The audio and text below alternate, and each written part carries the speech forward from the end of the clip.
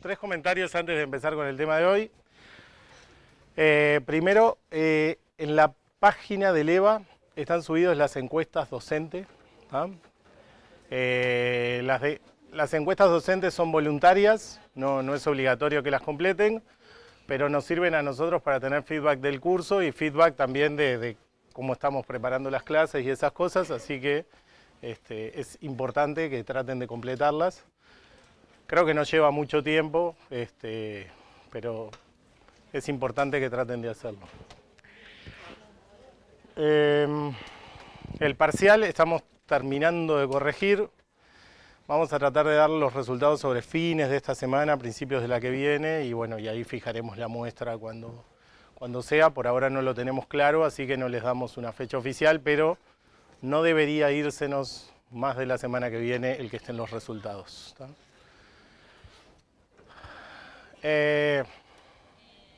Bueno, hoy vamos a empezar con recursión, que es básicamente como, si miran la parte de programación del curso y el tipo de ejercicios que tuvieron en la prueba, el grueso de los ejercicios que tuvimos hasta ahora eran de iteración. Yo precisaba repetir algo, hacer un cómputo muchas veces, y la única estructura que conocía para hacer eso era la iteración.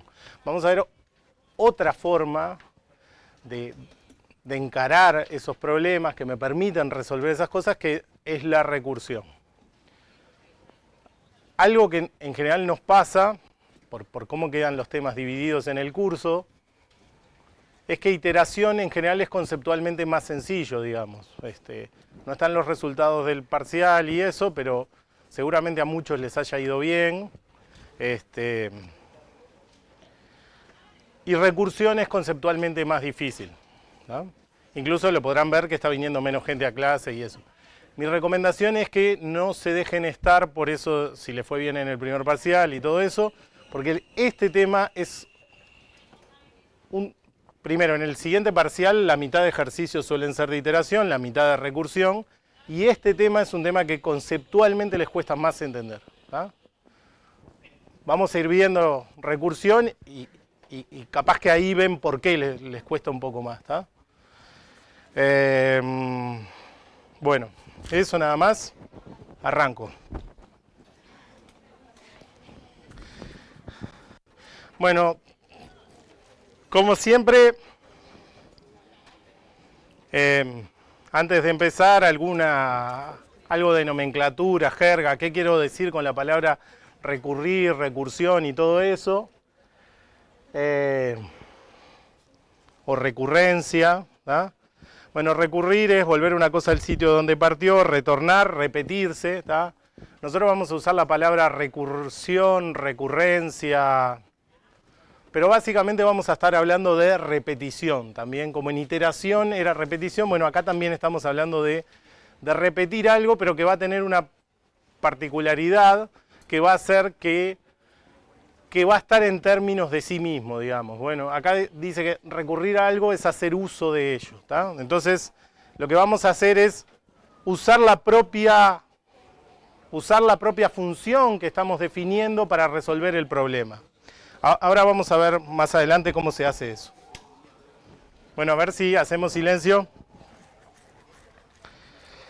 Entonces, ¿cómo lo vamos a llevar esto a términos algoritmos? ¿Qué va a implicar tener una recursión, una recurrencia, digamos? Bueno, es que vamos a tener un algoritmo en los cuales el algoritmo se va a llamar a él mismo para hacer la tarea. ¿Ah? Eso es la definición de recursión, digamos. Un programa que no cumple eso, que no tiene una invocación a sí mismo, no es recursivo. Eso no quiere decir que ese programa sea iterativo. Ese programa, para ser iterativo, ¿qué tiene que tener? ¿Qué tiene que tener? Tuvimos el parcial, les decía, resuelva este problema. ¿Qué tiene que tener un programa para ser iterativo? Utilizar una estructura iterativa, podrá ser el while, el for, la que sea. que algo no sea recursivo no quiere decir que sea iterativo. Si tiene una función que lo único que hace es un if y devuelve un valor, no es ni recursiva ni iterativa. ¿Tá? ¿Puede existir una función iterativa y recursiva? Sí, ninguna de las cosas que dije es contradictorio con eso. Basta con que tenga un while o un for y a la vez se llame a sí mismo. En general, esas cosas no las vamos a ver en el curso, son más complicadas, nos vamos a centrar en recursión pura. Entonces, cuando les pidamos una solución recursiva, típicamente lo que va a pasar es que no va a tener una estructura iterativa. ¿Tá? Pero no es porque no se pueda o porque esté mal, es porque el tipo de problemas que vamos a resolver son más sencillos. ¿Tá? Entonces, la idea con la que se tienen que quedar de qué es un algoritmo, un programa recursivo, es eso, un programa que está definido en términos de sí mismo. ¿Tá? Eso a lo primero puede resultar un poco raro, decir, bueno, pero ¿cómo definido en términos de sí mismo? ¿Cómo hace eso para resolver un problema? Antes de pasar a programación, que vamos a hacer un vistazo ahí mínimo por matemática, porque en matemática tenemos un montón de definiciones recursivas, un montón de recurrencias que las usamos habitualmente y funcionan, digamos, ¿no?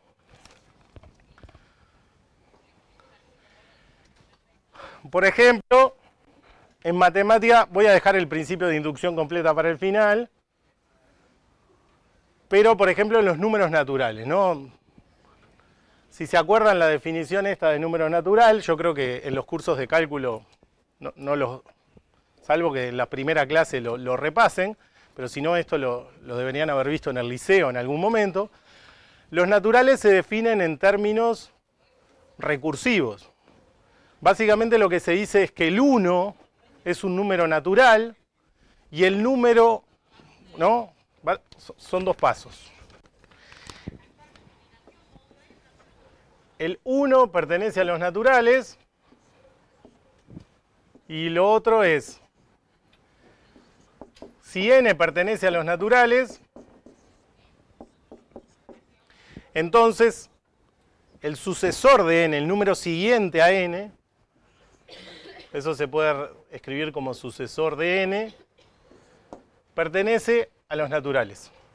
¿Ah? Esta definición la usamos, seguramente la hayan usado en el liceo para hacer demostraciones de cosas y eso. Y fíjense que ese conjunto, estos números que estoy definiendo no es vacío, ¿no? ¿A qué quiero ir acá? Es cuando hagamos programas, una parte es decir, bueno, pero ¿cómo funciona esto? Que en la definición se involucra a sí mismo. Bueno, acá tenemos una definición recursiva y esto nos permite enumerar los naturales. ¿Cómo enumero los naturales? Bueno, el primero que sé que está es el 1. Como está el 1, está el sucesor de 1, que es el 2. Como está el 2, que es el sucesor de 1, está el sucesor del sucesor de 1, que es 3. Y así sucesivamente. Y armo un conjunto infinito a partir de esta definición. Sí, perdón. Muy bien. Está dicho ahí con letras, pero de atropellado puse mal. Si n pertenece a los naturales, el sucesor pertenece. ¿Tá? Pero fíjense cómo una definición recursiva me permite enumerar un conjunto infinito. Entonces esta idea de tener algo que se usa a sí mismo, acá estoy usando, estoy definiendo los naturales en función de los naturales, digamos. ¿Tá? Y lo puedo hacer. ¿Tá? Digo esto porque cuando empecemos a escribir funciones que se llaman a sí mismo, una cosa que podría hacerle ruido o que a muchos les hace ruido es que vos estás escribiendo adentro de la función una función que no terminaste de definir. Entonces, ¿cómo eso no se rompe? ¿Ah? Bueno, fíjense que en matemática no se rompe. Que yo esté usando acá naturales que no están terminados de definir no hace que esta definición sea inválida ni que este conjunto no lo pueda construir. ¿Tá? ¿Se entendió más o menos esa? Es como una especie de analogía para ver. Bueno, lo mismo pasa con la función factorial.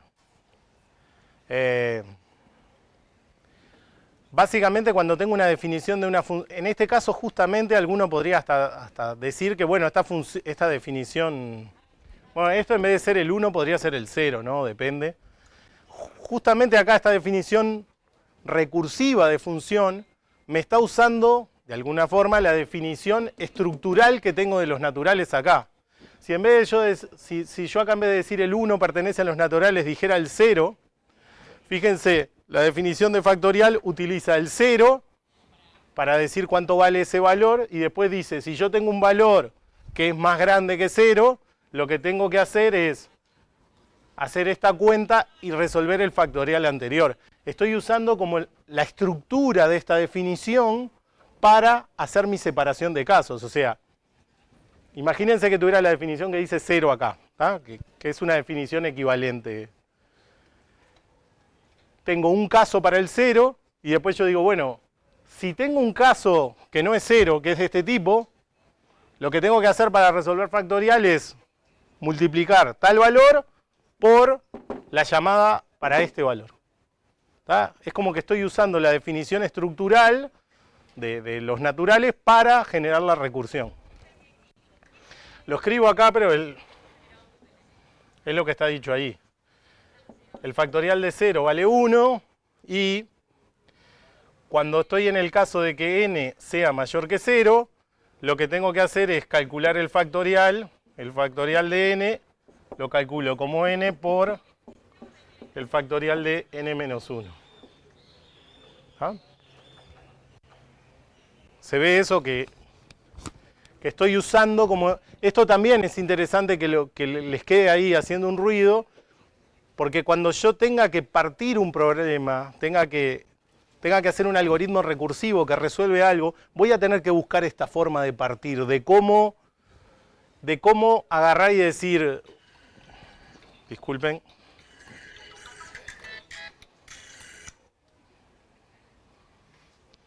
Esperen que le saco el volumen.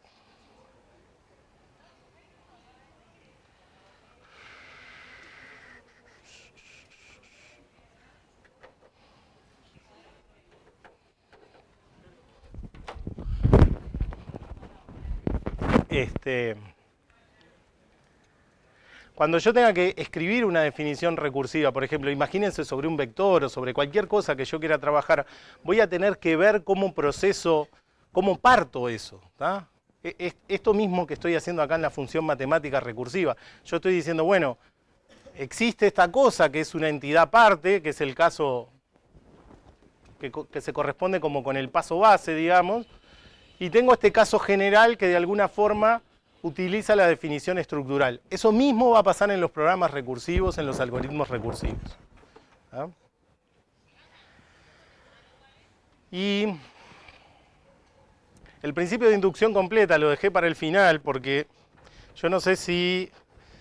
Yo creo que acá si son todos estudiantes que no son de computación, entonces no hacen las matemáticas discretas.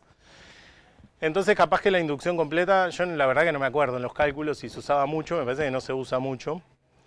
Pero la inducción completa, si se acuerdan, cuando uno hacía una demostración por inducción completa, lo que hacía es, decía, primero demuestro para el paso base, digamos.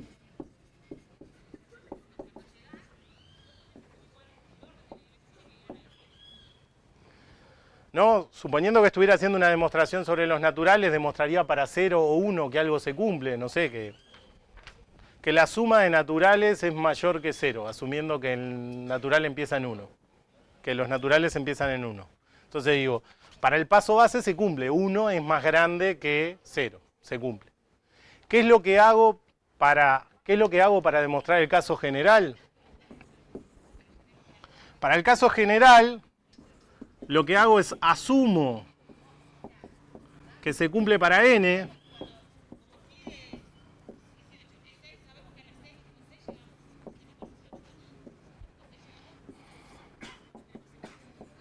y trato de demostrar, usando que se cumple para n,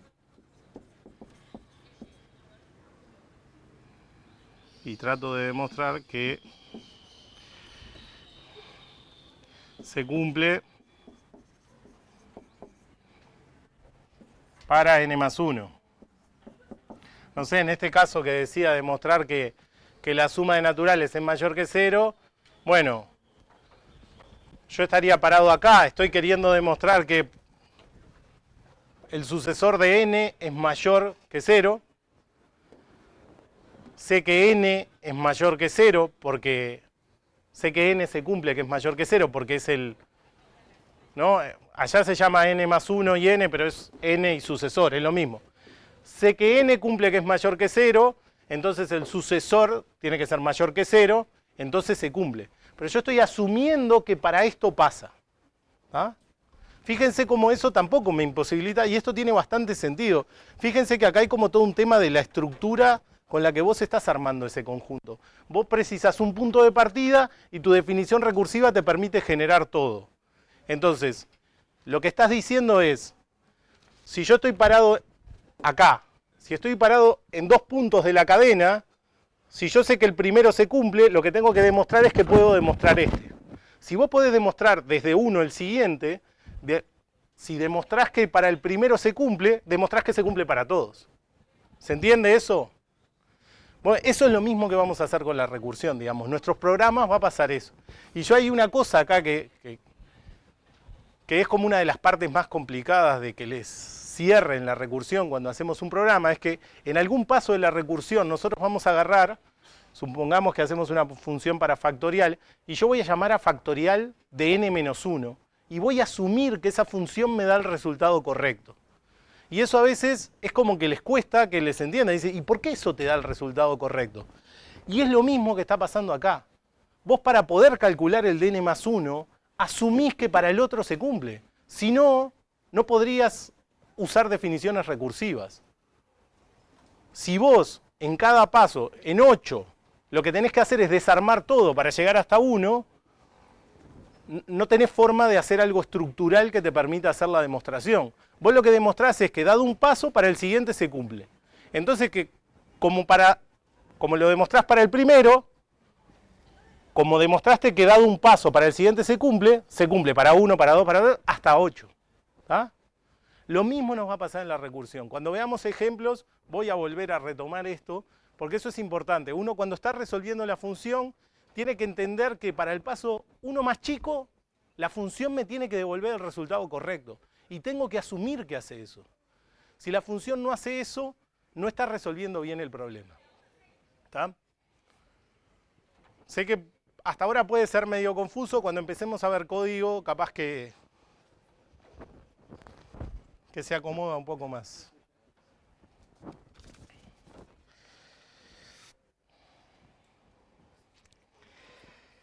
Bien, entonces estamos viendo esta técnica de programación que es distinta a iteración, y lo que sería un poco natural es preguntarse, bueno, pero ¿qué ventajas tiene? ¿Por qué usar esto en vez de iteración? ¿En qué caso sirve más esto? ¿Me permiten resolver el mismo tipo de problemas? ¿Todo problema iterativo lo puedo resolver recursivamente?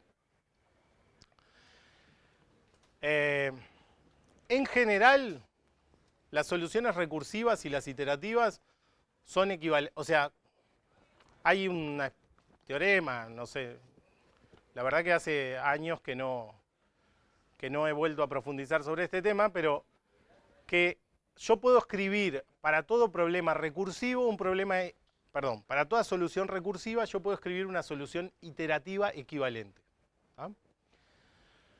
Vamos a ver, más adelante en alguna clase, les voy a explicar por qué las soluciones iterativas en general son más eficientes, son mejores que las recursivas. ¿Ah? Desde el punto de vista del tiempo que llevan de computar el resultado, por qué son mejores. Pero ¿por qué se usa la recursión igual?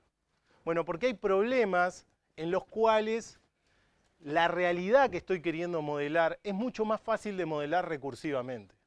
El ejemplo más sencillo hoy que pueden pensar son las redes sociales. ¿Ah?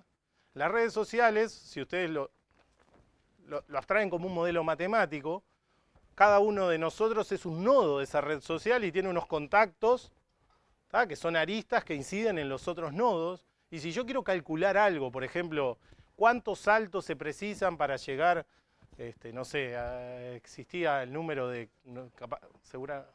seguramente debe haber alguno más moderno, pero en alguna época existía el número de Kevin Bacon, que decían que era un actor muy famoso que había actuado en muchas películas, ¿no? Entonces calculaban el número de Bacon, que era cuántas películas le llevaba a un actor decir, este actuó con fulanito, que actuó con este, que actuó con Kevin Bacon, ¿tá? Bueno, eso en las redes sociales es fácil de calcular, cuánto te lleva a llegar a el presidente de Estados Unidos, ¿tá? Es más, hay estudios que dicen que eso, o sea, que vos en 5 o 6 saltos llegás a cualquier persona de la humanidad, digamos, obviamente que esté conectado de alguna forma, ¿no?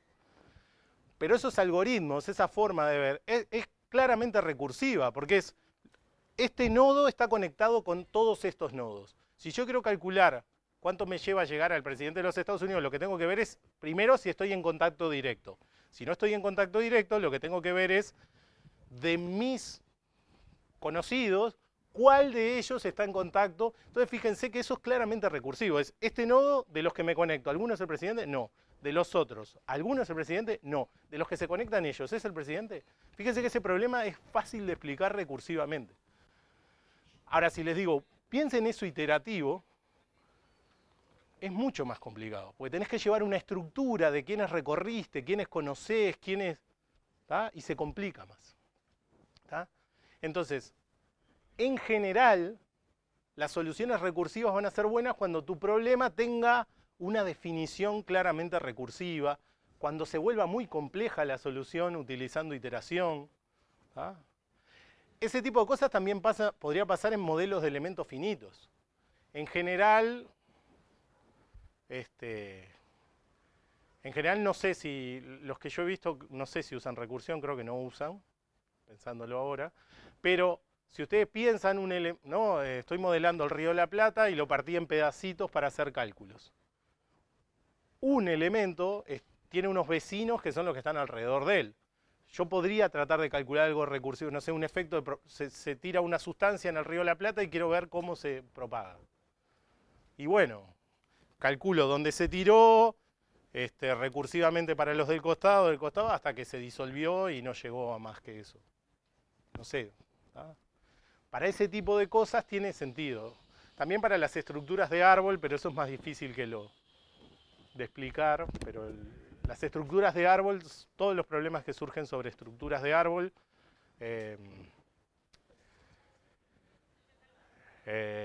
típicamente se resuelven con recursión. ¿Tá? Bueno, entonces, en este caso, es eso como les digo, hay algunas ventajas para usar iteración en algunos casos y en otros recursión. En el contexto del curso lo que queremos es enseñarles a usar la técnica. Entonces, no es parte de la evaluación del curso que ustedes entiendan cuándo es mejor usar una cosa que la otra. Si ustedes miran los segundos parciales o miran los exámenes, la letra de los ejercicios dice, ejercicio 1A, escriba esta función de forma iterativa, escriba esta función de forma recursiva. Nosotros le decimos cómo queremos que lo resuelva. ¿Tá? Porque lo que queremos evaluar es que saben usar la herramienta. No es objetivo del curso que ustedes entiendan en qué caso es mejor usar una que la otra. ¿Tá? Lo que sí es algo importante y que en algunos problemas puede ser muy difícil, es que para yo tener una solución recursiva, bueno, tengo que poder expresarlo en términos del mismo problema y tiene que ser de un caso más chico. ¿Tá? Fíjense lo que pasa acá con factorial de n. Factorial de n en su definición usa factorial de n menos 1. ¿Por qué? Porque con este tema de la definición estructural, yo acá estoy achicando el número, lo achico, lo achico, lo achico, en algún momento llego a 0. Si esta definición fuera con factorial de n, nunca llegaría a nada, ¿no? ¿Se entiende eso? Eso va a ser clave para los programas. Si factorial de 8 usara factorial de 8 en su definición, tengo un problema infinito, nunca lo puedo achicar. Porque factorial de 8 me usa factorial de 8, que usa factorial de 8, no se achica. Factorial de 8 me usa factorial de 7, después usa de 6, de cosas. En algún momento llego acá y tengo un resultado. ¿Tá? Entonces, esas son las dos ideas más importantes que vimos hasta ahora. Una recursión tiene que tener una llamada a la propia función, y esa llamada a la propia función no puede ser cualquier cosa, sino que tiene que ser a una instancia del problema de tamaño más chico. ¿Tá? Tengo que estar achicando el problema. ¿Tá? ¿Se entendió esto hasta acá?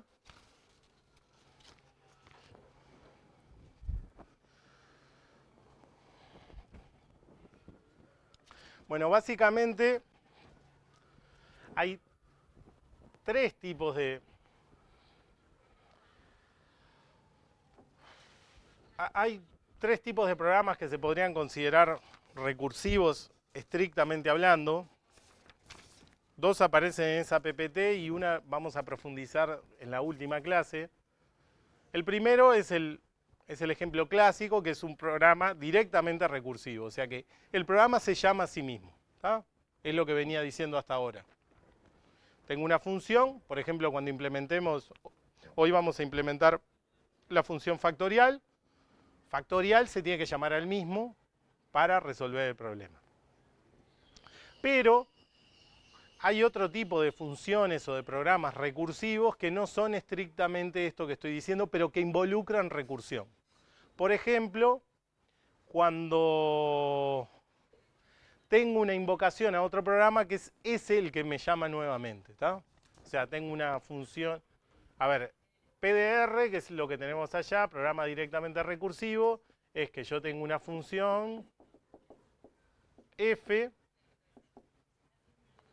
y acá, en algún momento, se llama a la función f. ¿Tá? Esto sería programa directamente recursivo. Programa indirectamente recursivo, por ejemplo,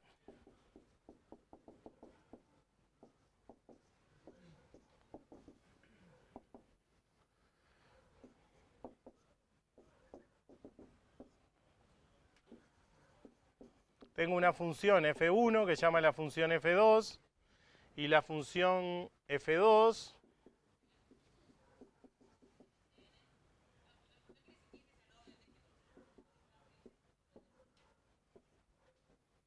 es la que llama f1. Fíjense que esto, en un sentido estricto de lo que venía yo diciendo de recursión, no sería recursión porque no se llama a sí mismo, pero si lo vemos, el efecto que pasa es el mismo, ¿no? Este llama a este, que llama a este, que llama a este, que llama a este.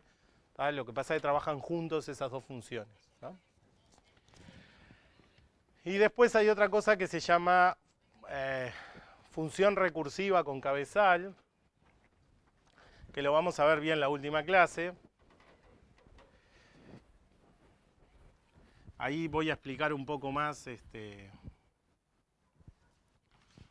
voy a explicar un poco más para qué sirve eso y por qué a veces se precisa.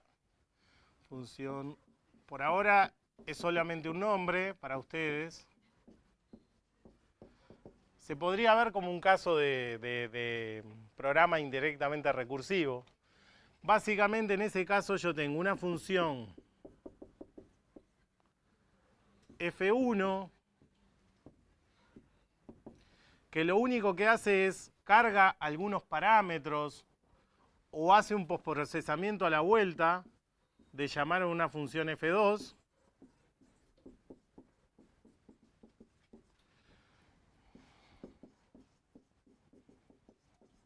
Y la función f2 es recursiva.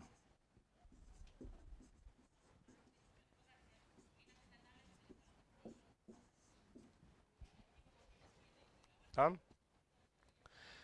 Esto vamos a ver después más adelante para qué sirve. Esto típicamente tiene que ver con que yo preciso para resolver el problema algún parámetro que la función no lo tiene.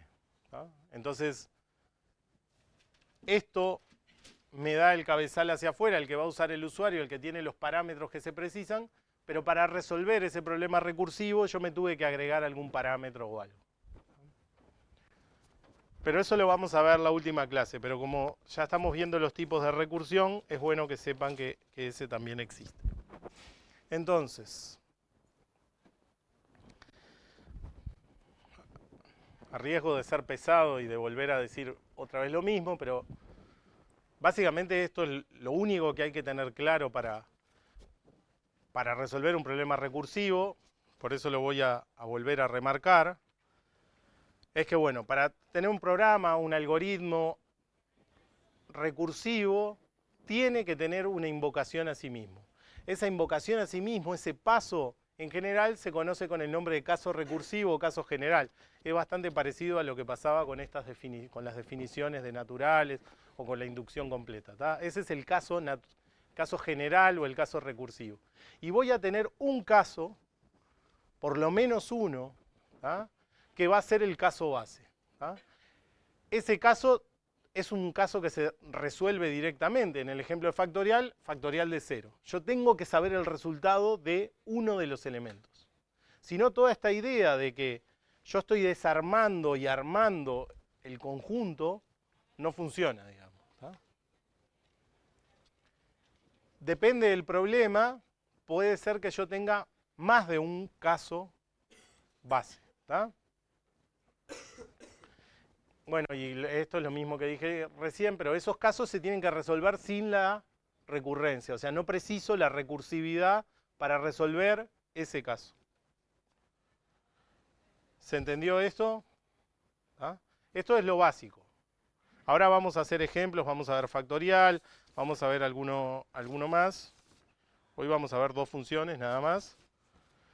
Pero esto es lo básico. Necesito un caso recursivo general que va a tener una invocación a sí mismo y voy a necesitar uno o más casos base que van a tener que tener la resolución directa para algún caso, ¿tá?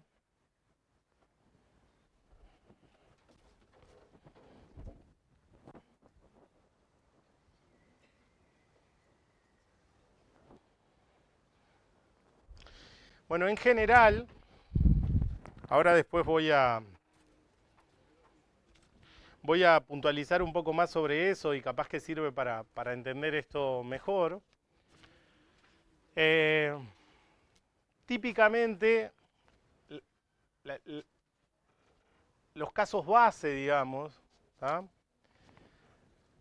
actúan como en la iteración yo tenía la condición de parado o de salida. ¿Se acuerdan en la iteración que yo tenía, bueno, while i menor o igual que n? Lo que quería decir que si i llegaba a ser n más 1, se cortaba la iteración. Bueno, fíjense esto que yo decía, esto me parece que para mí es una de las formas más fáciles de pensarlo, esto de los naturales, ¿no? Yo tengo el 1 y el 2 es como una capa armada a partir del 1, el 3 es una capa y así. Cuando yo estoy resolviendo algo recursivo, básicamente lo que estoy es armando y desarmando esa construcción, digamos. Si yo no tengo, ¿no?, yo empiezo en un número, en el 10. Imagínense que estoy haciendo un programa recursivo que opera sobre los naturales. Yo lo que empiezo a hacer es a desarmar ese conjunto. Del 10 paso al 9, del 9 paso al 8, paso al 7, paso al 6, paso al 5. Si yo no tengo un caso de base, un caso base, lo que me pasa es que nunca termina, digamos. No llego al final.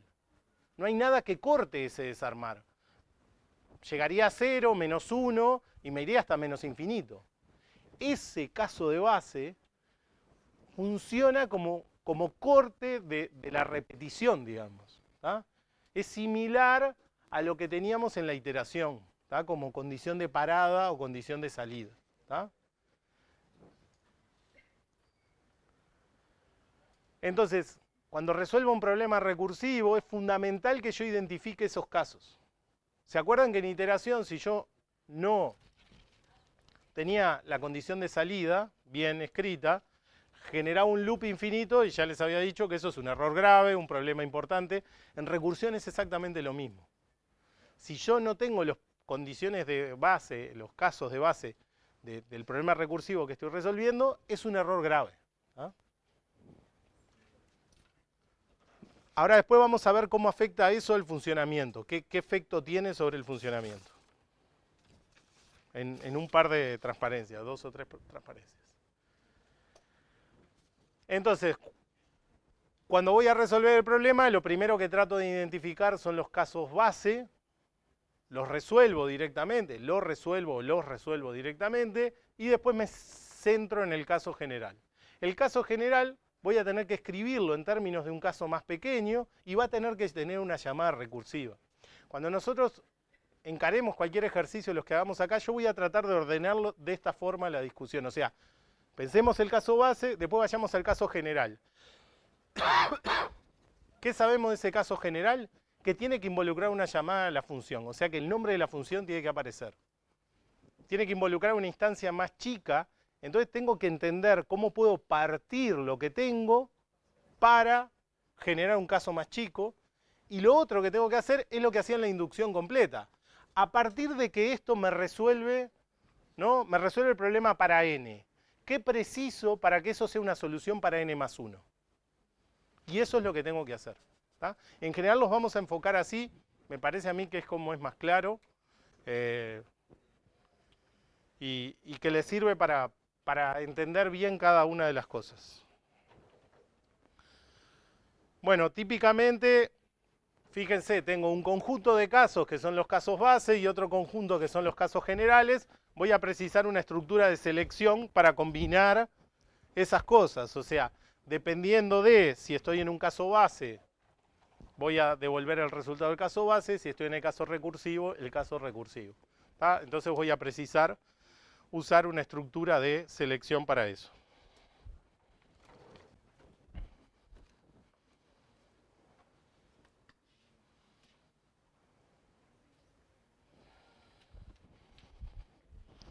Bueno, vamos a escribirlo como código esto. Lo tengo en la PPT siguiente, pero para tenerlo acá porque nos va a servir para hacer algún ejemplo de ejecución.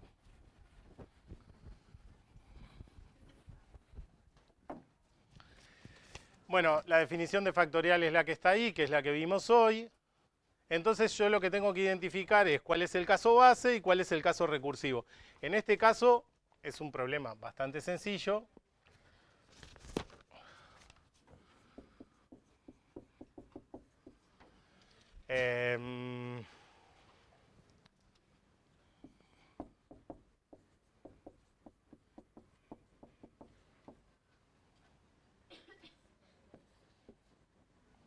Bueno, obviamente que el caso base es n igual 0, ¿no? En este problema es bastante fácil darse cuenta, porque aparte la propia definición recursiva ya está separada en los dos casos. O sea, factorial de 0 da 1, que es el caso base, y el otro es el caso recursivo. Entonces, lo primero que voy a tener es un if que me va a distinguir si estoy en el caso base o estoy en el caso general.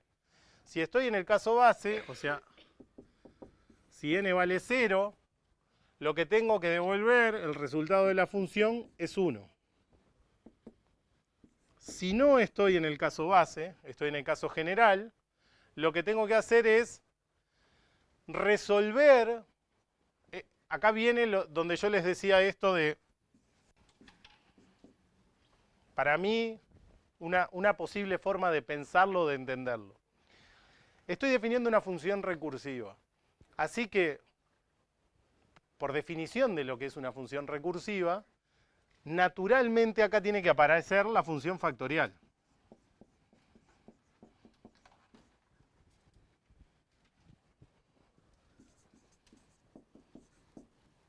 ¿No?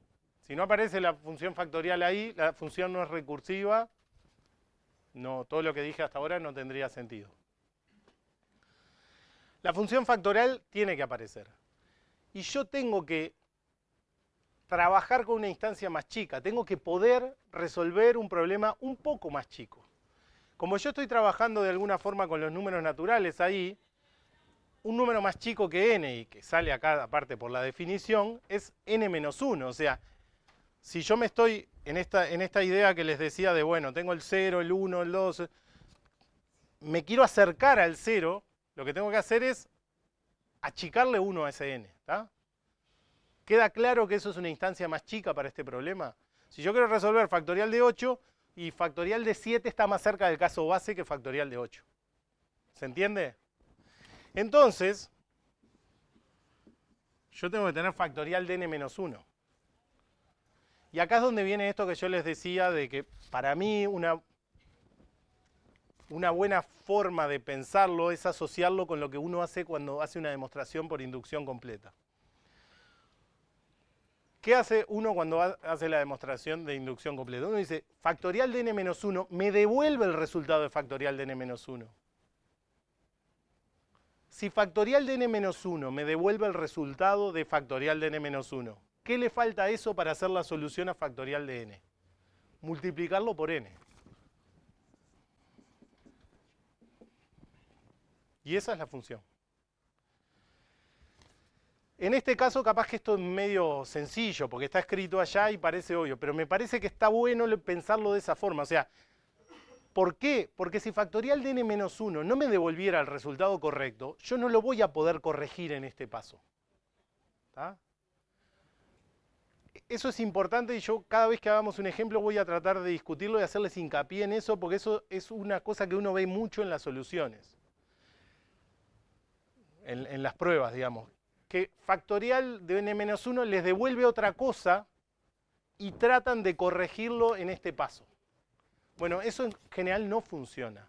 ¿Por qué? Porque es todo recursivo, o sea, vos nunca sabés quién te llamó en qué paso. ¿Tá?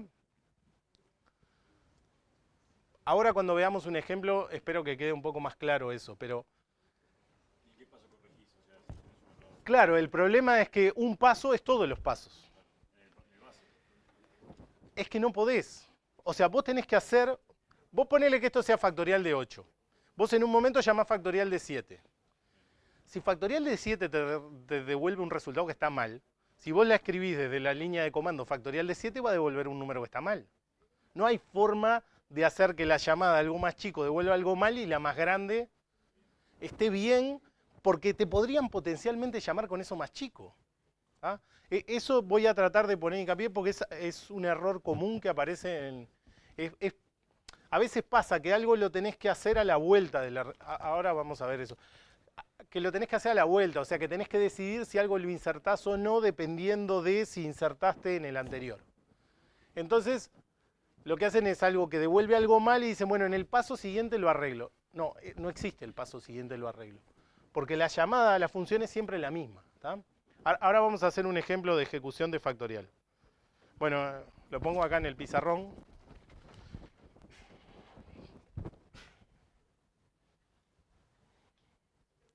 Caso base, condición, caso recursivo y ahí está la estructura de selección. Y eso es el caso más pequeño. Alguien se tomó el trabajo de hacer eso y... Vamos a hacer un ejemplo de ejecución. ¿Se acuerdan que cuando vimos iteración, cuando vimos iteración y todo eso, yo les hablaba siempre de mi modelo de ejecución, mis cajitas y los nombres de las variables. Y alguien podía agarrar y decir, pero esto está bien a lo primero para entender un poco cómo funciona el while, pero ¿para qué perdés tanto tiempo escribiendo esto de cómo van variando las variables y eso? Después de que le agarras la mano es medio fácil. Vamos a ver qué pasa cuando uno trabaja con recursión. Y ahí es cuando cobra bastante sentido eso. Vamos a tratar de calcular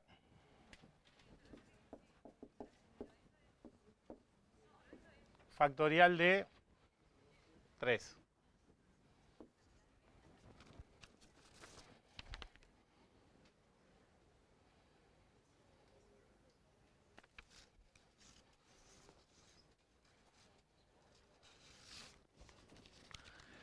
Bueno, estoy en la línea de comando en Octave, escribí mi archivo factorial y lo que voy a hacer es una llamada a factorial de 3. ¿Qué decíamos en el modelo de ejecución que teníamos hasta ahora? Hice una llamada a una función. Tengo una cajita. Factorial. Que va a tener una variable n. ¿Que cuánto vale? Vale 3. Y lo que voy a pasar es a ejecutar el código. Quiero saber cuánto vale factorial.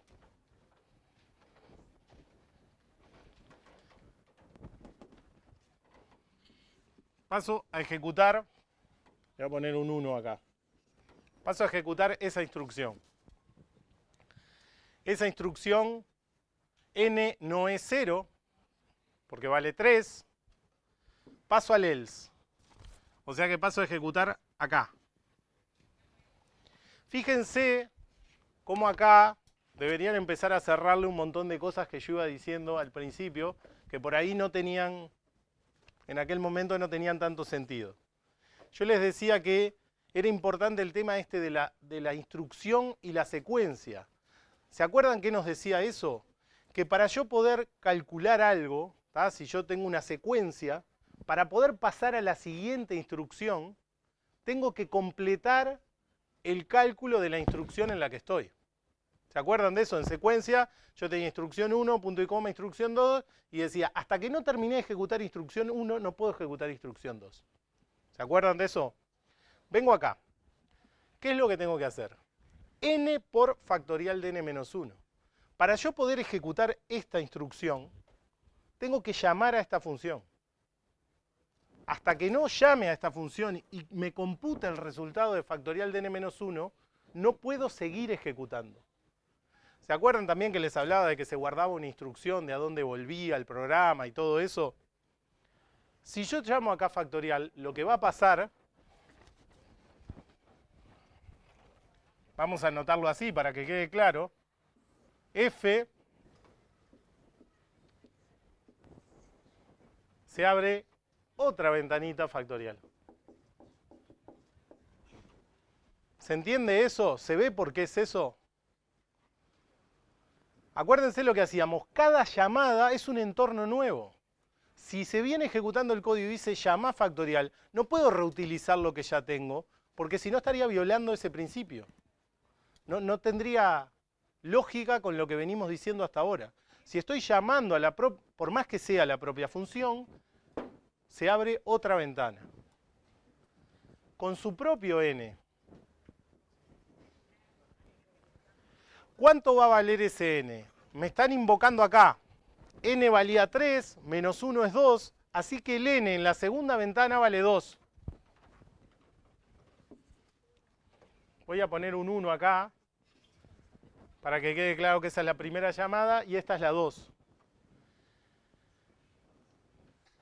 Esta segunda llamada va a acceder a la misma función factorial, pero está ejecutando con otras variables, y va a empezar a ejecutar desde acá. Fíjense acá, yo les decía eso, lo de la dirección de retorno, de cuando se llama una función se guarda en qué lugar me quedé pendiente, para cuando termine volver a ese lugar.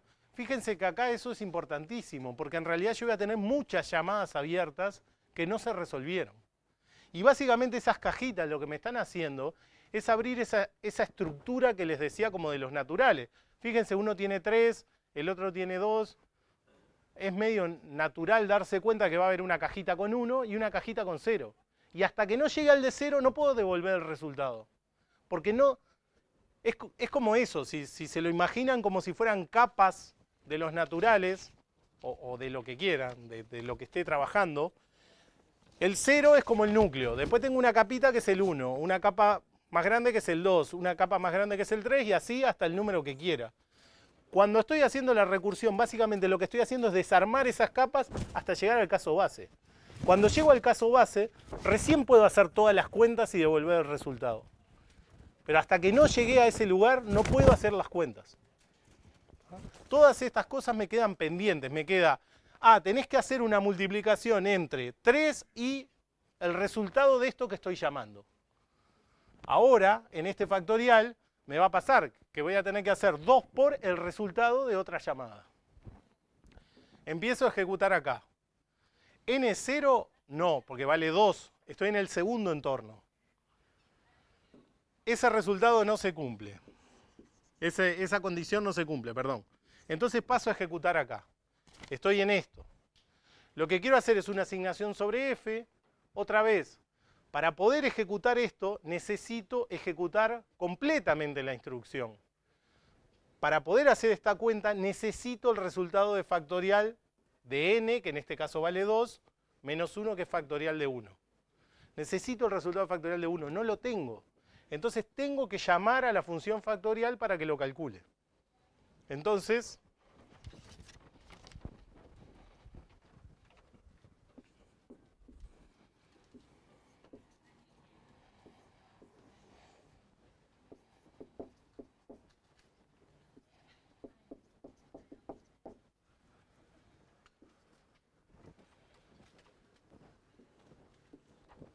¿Me siguen todos con esto? Esto es lo mismo que veníamos viendo. Lo que complica todo es la recursión. La recursión implica cada llamada con sus propias variables y sus propios valores. Bien, entonces estaba con n igual 2, estoy acá y tengo que hacer la llamada hacia adentro, o sea que es n menos 1, que es 1, o sea que el n en esta tercera llamada vale 1.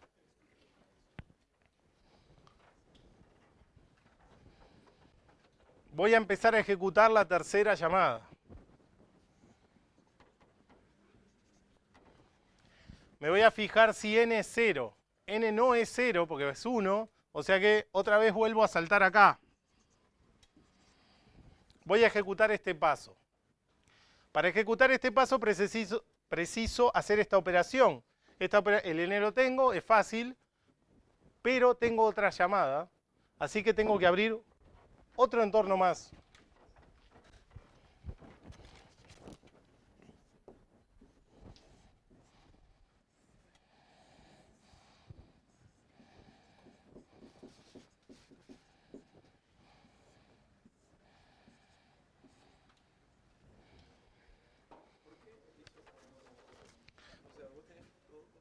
Porque en el paso 3,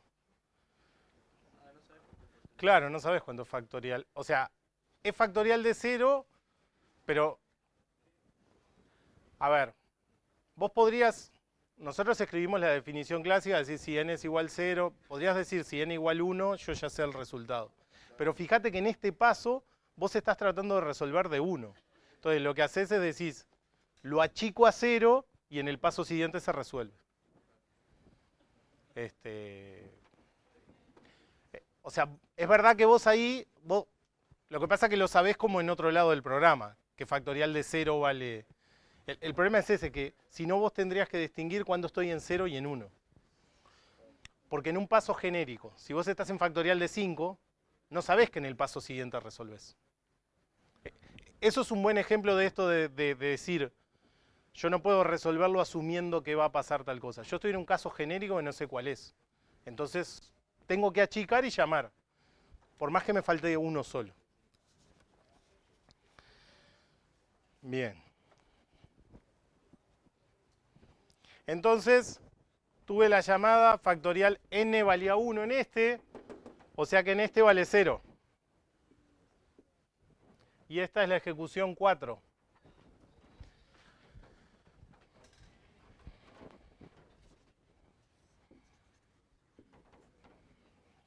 Fíjense una cosa, que todo esto está quedando pendiente en algún lado. Todo esto para ustedes es transparente.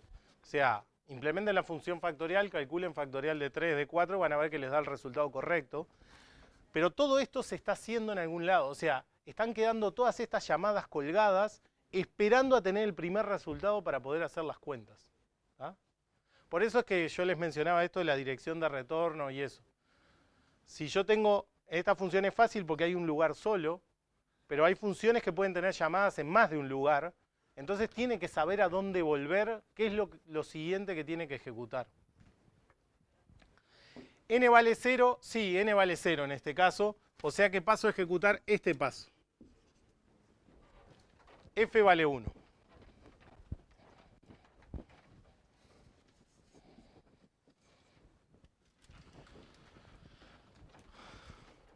Ejecuté lo que estaba acá, salto al endif, se acabó la función. Se acabó la función, entonces se devuelve lo que está en F. ¿Está? Lo que está en F es lo que se devuelve hacia afuera y ese entorno no existe más. O sea que esto devuelve hacia afuera 1 y esto no existe más. Volví al punto donde me había quedado trancado en la llamada 3. ¿Dónde me había quedado trancado en la llamada 3? Acá. ¿En qué me había quedado trancado? En que yo había dicho, calculame factorial de 1. ¿Qué me devolvió la función? Me devolvió 1. 1 por el 1 que vale n es 1. Eso lo cargo en f. Voy a hacer primero eso, lo cargo en F. Vamos a hacerlo en los dos pasos. Lo cargo en F. Y en esa llamada 3 que me había quedado trancado, no tengo más nada que hacer. Ya está, se acabó esa función. ¿Qué hace? Devuelve F. Y deja de existir esta llamada. Entonces, tenía la flechita acá. Esto devuelve 1 también. Y esto no existe más. Fíjense que acá tuve un entorno con el resultado de factorial de 0, que es 1, otro con el resultado de 1. Voy a tener 1 por cada uno, digamos. ¿Tá? Entonces esto devolvió 1 hacia afuera. Voy a sacar este 3 de acá, lo voy a poner por acá, porque si no, algunos se va a confundir. Volví a donde me había trancado en la segunda llamada. ¿Tá? Ya maté 2 entornos y ahora estoy en el segundo de los entornos. Me había quedado trancado en esta operación. ¿Por qué? Porque yo había pedido calculame factorial de 1. Me devolvieron un 1. Ahora ya sé que eso vale 1. Entonces tengo que hacer 1 por n. N vale 2. O sea que esto me da 2 y lo cargo en F.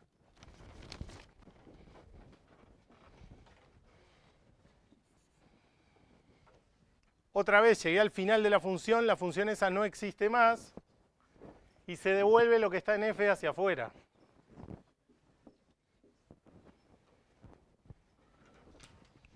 Vuelvo a donde me había quedado trancado en el 1. Me había quedado trancado acá. Entonces, yo había pedido que me calcularan factorial de 2, lo que me devolvió 2, y tengo que hacer esa cuenta que me está faltando, que es 3 por 2 queda 6, y lo cargo en F.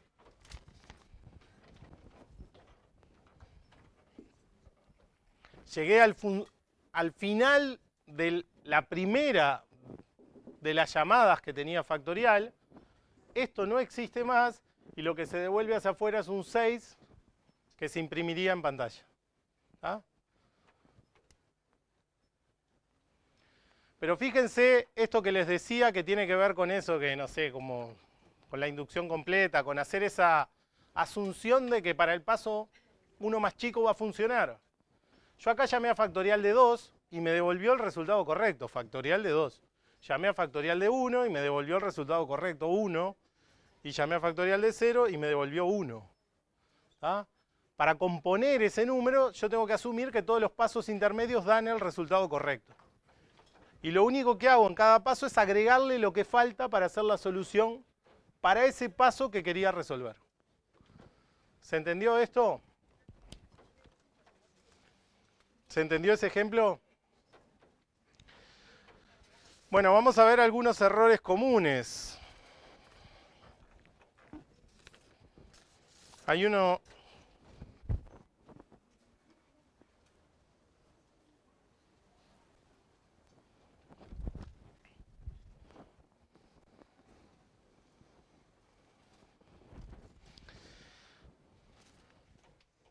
Bueno, como les decía, el caso base funciona de alguna forma de condición de parada a condición de borde.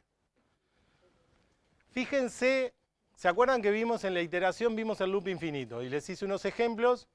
¿Qué pasa cuando uno entra en loop infinito? ¿Cuál es el comportamiento? ¿Se acuerdan? Si yo escribo un programa, escribo un while i menor o igual que n, y nunca aumento el i. ¿Qué es lo que pasa?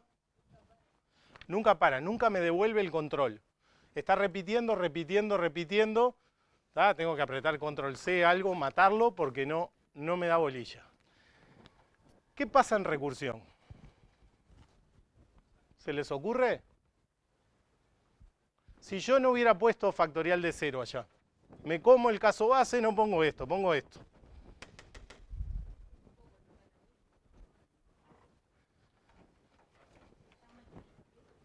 Se llama infinitas veces. ¿Qué pasaba en iteración? En iteración yo tenía un entorno solo, ¿no? While i menor o igual que n, no toco el i. La memoria acá va aumentando. Fíjense que uso un entorno para esto, otro para esto, otro para esto, otro para esto. Allá quedan pendientes todas las llamadas. Eso alguien lo está guardando. No hay magia. Alguien guarda dónde me estoy quedando. Si yo no pongo paso base, creo que MATLAB en algún momento tenía como una optimización que te lo cortaba adelante si decía te olvidaste del caso base o algo. Pero lo que pasaría, lo que debería pasar, es que su programa se quede sin memoria y se corte la ejecución. Pues en algún momento usas toda la memoria de la máquina y ya está, no hay más memoria. Se te acabó la memoria, no funciona. ¿Se entiende? El error es similar de alguna forma, pero se manifiesta de forma completamente distinta. ¿Por qué? Porque en el otro el espacio que usaba era fijo, las variables eran las que estaban en el loop. Yo no creaba nuevas variables adentro del loop. Podría estar haciendo algo raro de agrandar un vector o algo, bueno, y ahí sí podría llegar a pasar alguna cosa. Pero en general, en un loop común y corriente, típicamente uso el mismo espacio, o sea, las mismas variables ya están definidas antes. Si no cumple la condición, la memoria es fija, lo que está pasando es que nunca sale. Acá lo que está pasando es que cada llamada está agrandando la memoria que precisa el programa. Fíjense que acá estamos trabajando con números. Vamos a ver ejemplos en la clase que viene trabajando con vectores. Si estas cosas son vectores, si tengo un vector acá de 100 elementos y lo achico en 1, acá voy a tener uno de 100 y en esta llamada voy a tener uno de 99. Y en la siguiente uno de 98 y así. ¿Se entiende eso?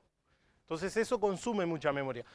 Por eso es que yo les decía al principio de la clase de hoy, de alguna forma, que en general la iteración es más eficiente.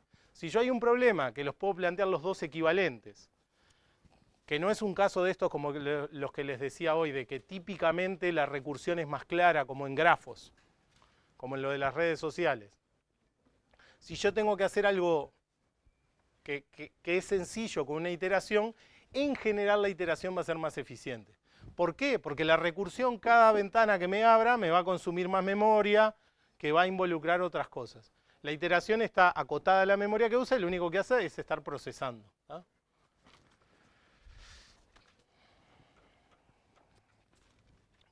Bueno, entonces, no poner caso base es error grave, es como no poner un loop infinito.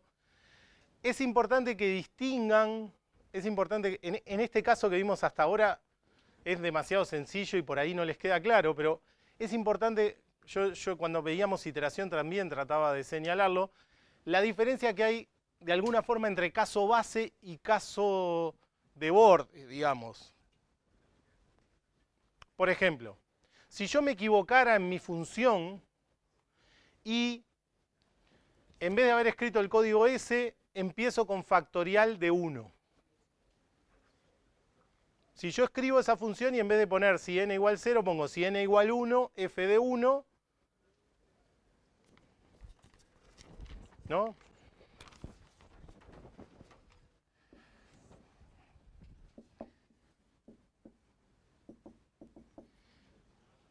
En jugando...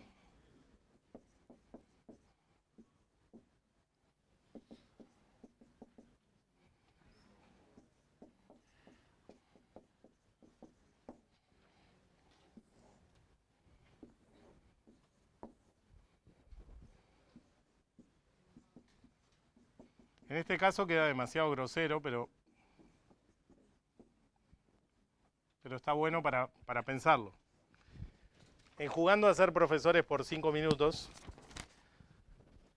si yo me equivoco y pongo que el caso base es 1 y hago esto, o no pongo el caso base, ¿cuál de los dos errores le parece que es más grave? El 2, ¿no? ¿Por qué el 2 es más grave? Porque el 2 tiene un problema estructural. Para ningún problema que yo intente resolver, la recursión se resuelve bien, porque nunca llega a esa condición de borde. Voy a tratar de que cuando veamos otros ejemplos más adelante, con programas más complicados, plantearles algún ejemplo de este. Este ejemplo es muy sencillo y por ahí les parece obvio que, o sea, es claramente el 2 peor, digamos. ¿Por qué es peor? Por eso, porque en ese estructuralmente nunca logro llegar a esa condición en la que devuelvo un resultado. Acá lo que me pasó es que yo estructuralmente lo resuelvo bien, me dejé un caso afuera que es el n igual 0. Acá me está faltando como una especie de condición de borde, digamos. ¿Tá? Me está faltando un caso. Pero para todos los otros funciona bien, digamos. ¿Se entiende eso? ¿Tá? Eso es importante cuando uno está resolviendo la recursión, darse cuenta cuando algo es un caso de borde o cuando algo es un caso estructural. Si ustedes estructuralmente se comen un caso base, es un error importante. Si le faltó una condición de borde, es un error, pero no hay comparación entre uno y el otro, digamos. ¿Tá?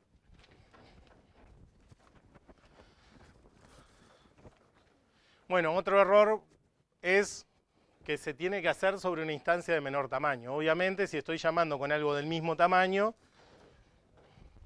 no. Bueno, esto es un error que ya no deberían tener a esta altura del curso, pero no sé, como algunos otros años aparecía, está escrito ahí. Obviamente yo estoy distinguiendo de casos, necesito una estructura if, else, lo que sea, para separar entre esos casos. Si alguien pone una estructura iterativa, obviamente que está mal. ¿Tá? Bueno, el ejemplo de factorial es lo que vimos. Esto es lo que ya comenté. Entonces vamos a ver,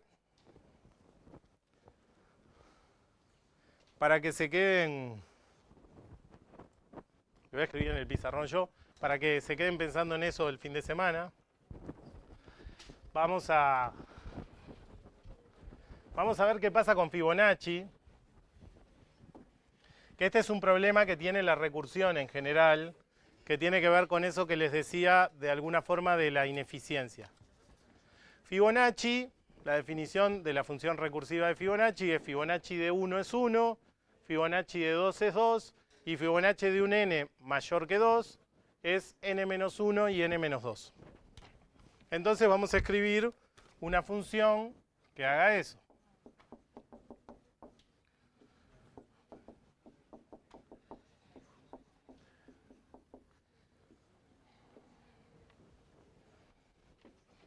Fibonacci de n.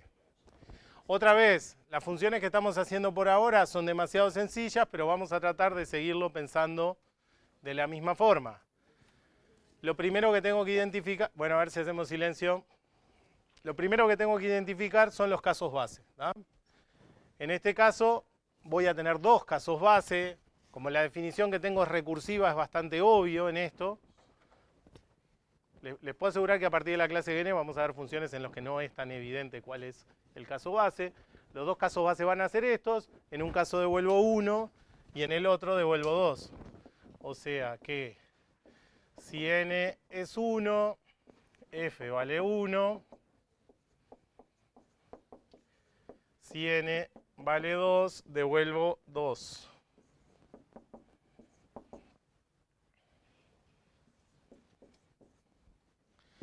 Y después tengo el caso recursivo. El caso recursivo,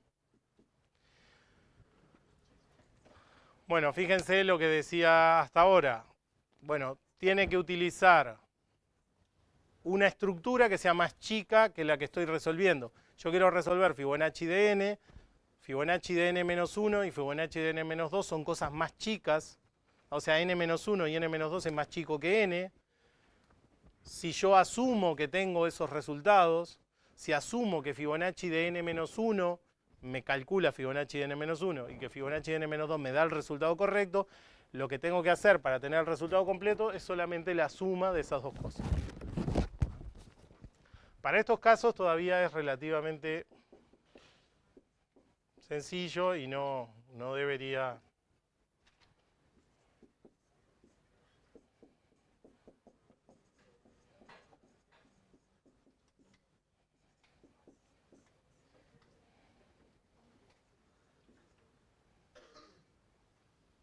¿Ah? ¿Estamos de acuerdo? Vamos a hacer un ejemplo de ejecución. O empezar un ejemplo de ejecución.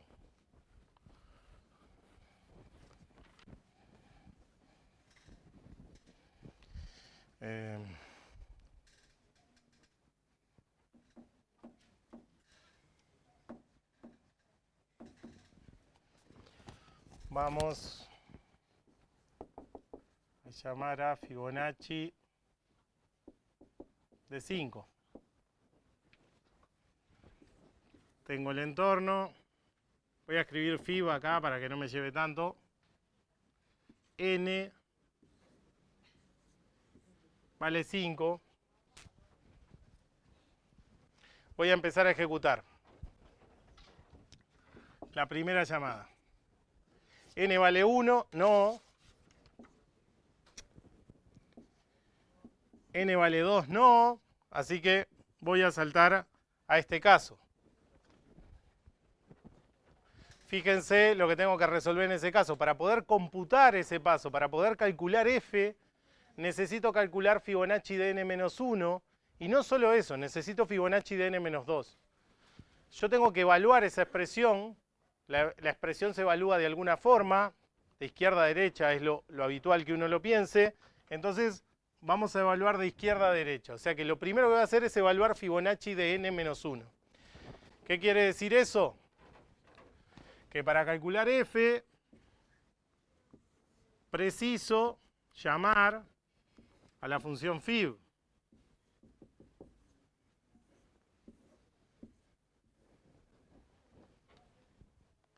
¿Con qué valor la voy a estar llamando? Con el valor de n-1, 5, menos 1, 4. Y voy a empezar la segunda ejecución. 2. No vale 1, no vale 2, o sea que vengo acá. Otra vez me voy a meter por el primer paso de la recursión. ¿Ah? Si la clase que vienen quieren, hago un ejemplo más detallado si hay alguna cosa que les queda haciendo ruido. Voy a tratar de ir un poco más rápido para terminar en hora. ¿Ah? Pero la segunda llamada hace que me meta otra vez por acá, con n-1. O sea que para calcular este F voy a precisar hacer otra llamada a Fibonacci con otro n, que n, 4 menos 1, 3. Y estoy en la tercera llamada. N es 1, no. N es 2, no. Estoy acá.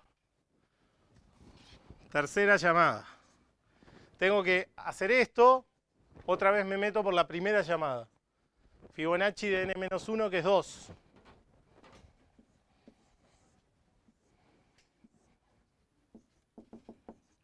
Les voy a poner número acá. Esta es la 1, esta es la 2, esta es la 3 y esta es la 4. N vale 3 menos 1, que es 2. O sea que este vale 2. Empiezo la cuarta ejecución. N vale 1, no. N vale 2, sí. O sea que sé que el valor es 2. F vale 2. Terminé el código y devuelvo 2 hacia afuera. ¿Dónde me había quedado trancado? Me había quedado trancado en 3 acá, haciendo la llamada izquierda. O sea que obtuve el resultado de la llamada izquierda, pero me falta el resultado del lado derecho. ¿Se dan cuenta de eso? Yo tenía 2 llamadas recursivas. Hice una, falta la otra. O sea que tengo que llamar a Fibonacci de n-2, que es Fibonacci de 1. Acá tengo la quinta llamada.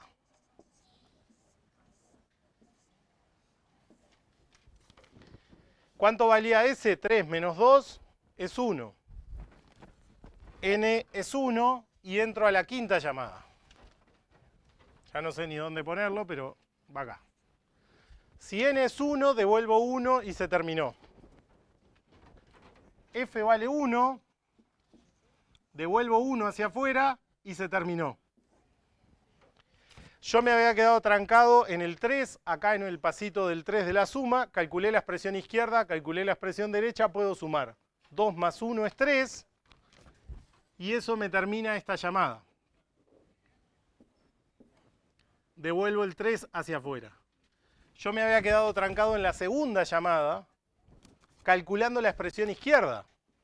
Me falta la expresión derecha. Necesito calcular Fibonacci de n menos 2 acá. O sea que precisaría otra flecha acá, a Fibonacci,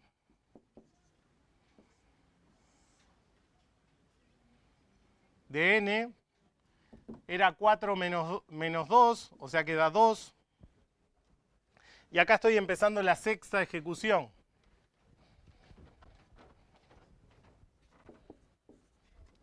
Por acá pongo la sexta, n es 2, así que devuelvo 2. Este no tiene mucho misterio. F vale 2. Esto se acabó y devuelve un 2 hacia acá. Me había quedado trancado que tenía las dos expresiones. 3 más 2 da 5 y terminé de esa llamada que me devuelve el 5 hacia afuera, pero ese 5 era solamente la expresión izquierda de la primera llamada. Tengo que llamar todo el lado derecho. Y fíjense que eso involucra hacer una llamada para Fibonacci de 3.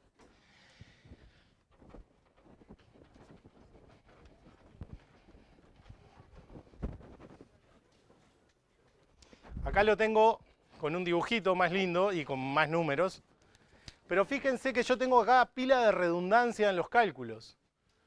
Porque la recursión, esto está bien, es así, es lo que queríamos. Cada paso es ciego, no sabe lo que hacen los otros. Entonces yo llamo acá Fibonacci de 3 y por acá voy a llamar otro Fibonacci de 3. Y lo mismo me va a pasar acá en todos lados. Para calcular Fibonacci de 8 preciso el de 7 y el de 6. Ahora el de 7 va a usar el de 6. Va a precisar otra llamada. Pero no sabe que alguien ya lo llamó y eso ya se calculó. Fíjense que la recursión, si bien la definición que tengo es súper elegante del problema, y el código son 3 renglones y queda súper prolijo y claro, genera un montón de redundancia en los cálculos, que esto puede ser muy ineficiente. ¿Tá? En la clase que viene vamos a ver alguna forma, por ejemplo, de resolver este problema iterativamente, pero tengo que pensar cómo organizar los cálculos para calcular las cosas una vez sola, digamos. ¿Tá? La recursión por defecto me hace todas las cuentas, no tiene forma de darse cuenta que esto aparece acá y acá. Porque cada llamada es independiente y es ciega, no ve las otras. ¿Ah? ¿Se entendió más o menos esto? Si quedó claro, la clase que viene seguimos con recursión.